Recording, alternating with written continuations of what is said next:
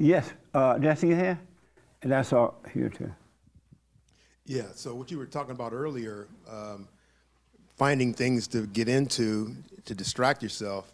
I used to listen to so much music and radio. I mean, I'd have 2 or 3 radios on in my 1-bedroom apartment. And I'm kind of listening to all 3. And it sounds kind of crazy, but you know, music over there. It is crazy. News. Not sounding crazy. Yeah. That's insanity. So, and Crazy you know. people are insane. Thank you. Thank you. Anyone that has anger is crazy and insane. Because you're right. Why would you have the TV on in one room, the radio on in another room, and another radio on in the other room, in the kitchen and everywhere? I know families like that. They have TV in the kitchen, in the bedroom, in the living room, and so every room they go to, the TV is on. Mm-hmm. And so actually what was happening for me during those moments, I was actually kind of bored because everything that I was listening to and watching was nothing. And then so I tried an experiment. I mean, even in my car, I'd put music on, and sometimes I'd be driving my car fast because I'm hopped up on it, right? And so I tried an experiment with nothing, and it was literally shocking to me.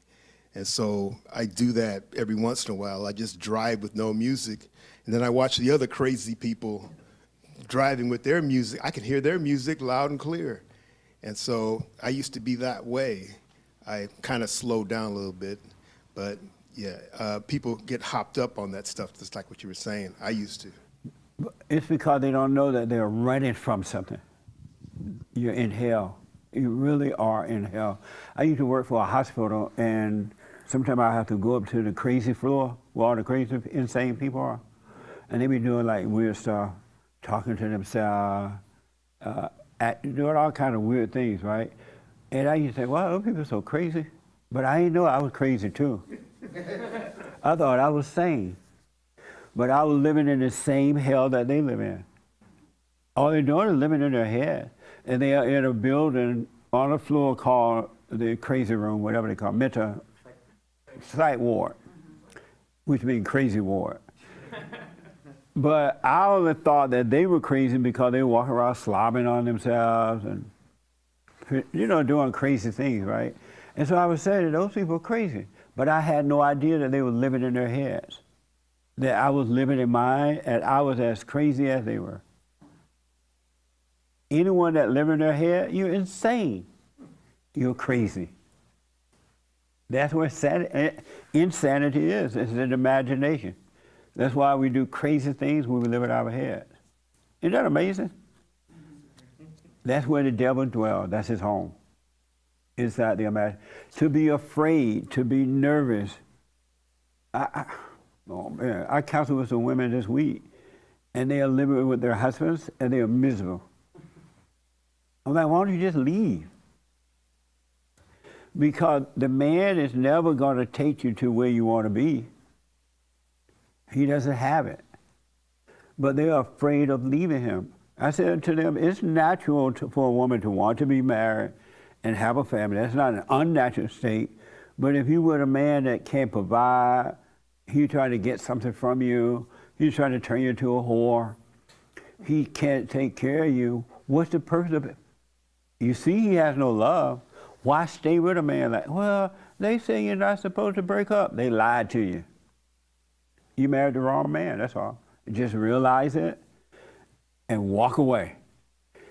And walk away while he's not looking. Pat your bag, because he's going to beat you up when you're trying to go, right? Because he's going to be insecure knowing that you're leaving, and now he can't suck false life out of you thinking he has to because he's controlling you. So you need to pack up while he's sleeping or get him drunk or however. But you need to get away from there.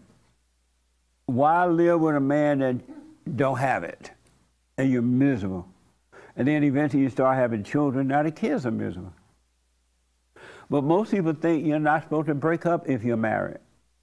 That's another lie. And they're like, well, I made a promise to God. No, you make that promise to the devil. Because all people come together under the umbrella of hell because they're in their imagination. It's not real love anyway. It's not real love. So if it ain't working, especially before you make kids, leave. Don't be afraid. Leave. And you know what God's going to do when you leave? He's going to celebrate. I'm glad they got out of that hell thinking that they had to stay there because they married under God, right? They didn't marry under God. If you married under God, it would be working. There's no pain in God. Zero pain. People who get married under God, they get together, they disagree sometimes, but there's no pain. There's no pain in love, real love. Only fake love has pain. And when you have real love, you don't need anything from anyone. You really don't. You go to a party, you have a party, the party is over, you go home. Some people, when they go to the party, it's 2 o'clock, last call, they get the last glass of alcohol, and then at 2 o'clock in the morning, they want to go to somebody else's house and finish out the rest of the night partying. Anybody ever done that? I used to do that all the time. After party. Get drunk, it's like 2 o'clock, last call, everybody get drunk. Now we're trying to figure out whose house we're going to go to and party some more until 6 a.m. in the morning. Everybody living in the same asylum. Anyone that has fear, you're crazy. You're insane. Anyone that's shy, you're insane.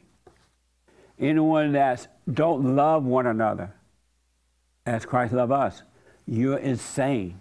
It ain't the other person, it's you. Anyone that doesn't treat one another the way you like to be treated, it doesn't matter, we all came from God. All of us came from the same guy and we hate one another. Isn't that amazing? And we think we're better than the other one. No, we're as crazy and insane as the one we hate. Yes, Raymond. And then I come to you. You could really live a sane life. Isn't that crazy? And it's right here. It's like right here, right now. And they talk about that in that movie.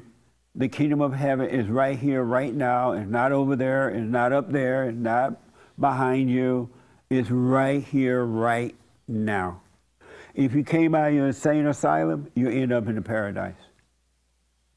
Yes, Raymond. About what you say about God, Jesus willing to party with us, it reminded me of what the French philosopher Voltaire said about God.